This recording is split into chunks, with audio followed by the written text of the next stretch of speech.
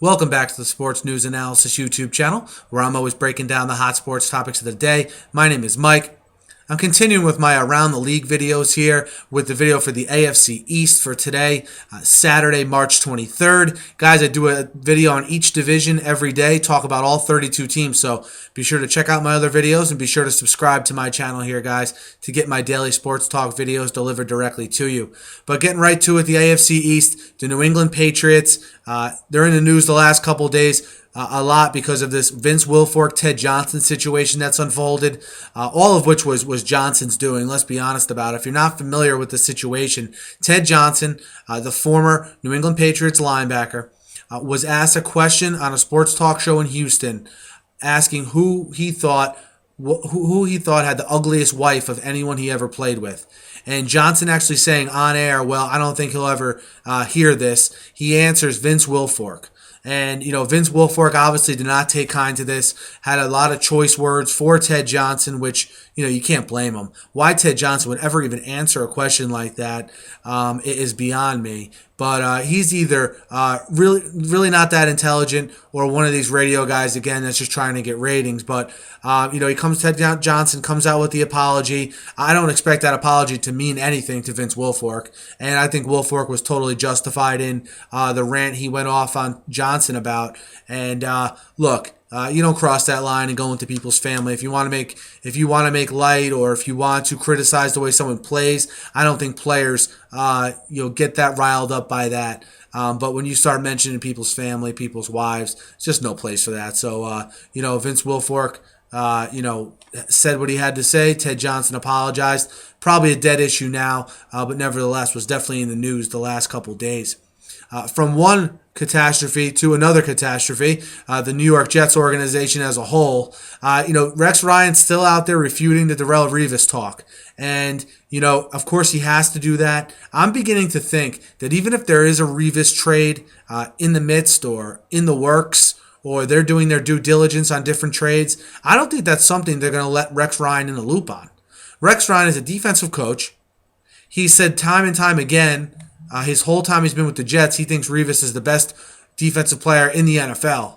Okay, so he is not, they don't want him in the room and they're discussing whether they should trade Revis or not. I think if they do trade him, it's going to be a surprise to Rex Ryan, and I don't think he's going to be happy about it. We'll see how he handles it then if he is traded. But if you listen to this channel, I've been saying all along, I don't expect Revis to go anywhere until he proves to a team he's healthy enough to warrant the $14 to $16 million a year contract that he's going to garner. He's not going to privately work out for anyone, so we're not going to see that until he takes the field. So this Revis talk, to me, just masks all the real talk that should be going on about the Jets, like they have no good players on their roster, for instance.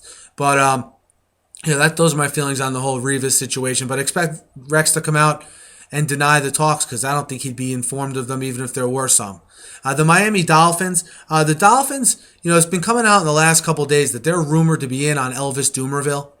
And again, if you listen to this channel, I think that the Dolphins should get someone opposite Cameron Wake to rush the passer. I don't think, however, they should use $7-8 million a year, even $6 million a year on another pass rusher to go opposite Wake. I think they should take a guy in the draft that would be a little bit more cost efficient.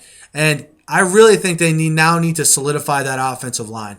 They've made moves all over the map on their team to improve their team, whether it's L or B on defense. Obviously, Mike Wallace, all these moves they made on the offensive side of the ball. They let Jake Long go, though, or Jake Long goes to the Rams, rather, and they do have a hole at guard. And, Eric Winston and Brandon Moore are still out there, and I made some comments on this the other day, but they can probably get those two guys for what it would cost almost to bring in Dumervil. And I think the offensive line, you can make all the moves in the world, but if that offensive line isn't solid, it's going to stunt the growth of Tannehill, and because of that, this team will never get where it wants to go. So, again, shore up that offensive line, get a pass rusher in the draft. It's a deep position in the draft. Last in the AFC East, the Buffalo Bills. The Bills, look, the story with the Bills here is the releasing of Fitzpatrick. Tavares Jackson's the best quarterback on their roster. Popular thinking is now they're going to take a quarterback there at pick number 8. And we'll see who that ends up being. But, they've already met with Geno Smith. They have a meeting in the works with E.J. Manuel. I think, they have to make a decision. Do we want to take a guy in the first round? If they do, obviously Geno Smith is a guy who will be on their radar. If we don't get Geno Smith, though, what do the Bills do then? They drop to the second round. Ryan Nassib, they already know. They don't need to work him out.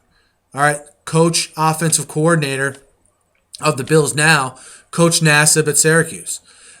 They're doing their due diligence on E.J. Manuel. They'll probably do the same on Tyler Wilson, Matt Barkley. I don't think Matt Barkley would be a especially good fit in Buffalo because of the cold weather, the need for the good arm strength to be able to cut through the wind, which is something I don't think Barkley has. But you get E.J. Manuel they're going to work out. They already worked out Geno Smith.